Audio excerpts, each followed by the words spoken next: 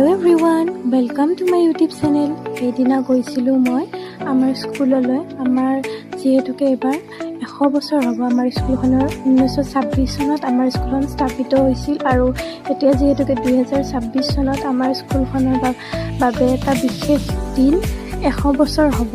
আৰু এই 100 বছৰ হোৱাৰ বাবে এখন মিটিং দিছিল আৰু সেই মিটিংখনতে জনোৱা হৈছিল যে আমাৰ 100 বছৰ হোৱা চনটো কিদৰে উদযাপন কৰিব।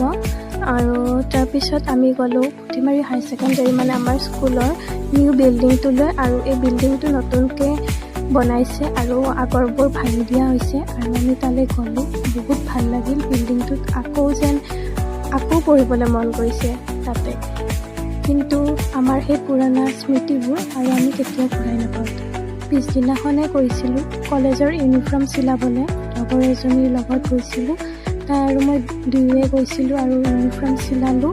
আমি ধুনীয়াকৈ ইউনিফৰ্ম চিলাই তাৰপিছত আমি এখন ৰেষ্টুৰেণ্টলৈ আহিলোঁ। আমাৰ ওচৰতে হয়, নাহৰ বুলি কয়।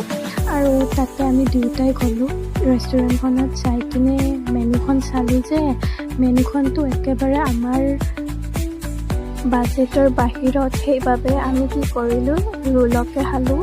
ৰোল যিহেতুকে 50 টকাকৈ আছিল, দুয়োটাই এটা ৰোল খালোঁ আৰু এনেকৈ আমি অলপ এনজয় কৰিলোঁ।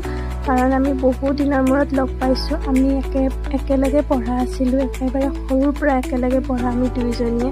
বহু দিনৰ মূৰত একেলগে লগ হৈছিলোঁ আৰু ৰোলৰ ক্লিপ ল'বলৈ পাহৰি গ'লোঁ। সেইবাবে মই এনেকৈ ভিডিঅ' বনাই দিলোঁ আৰু ডেটছ ইট। বাই, কেনেকুৱা লাগিল ভিডিঅ'টো জনাব।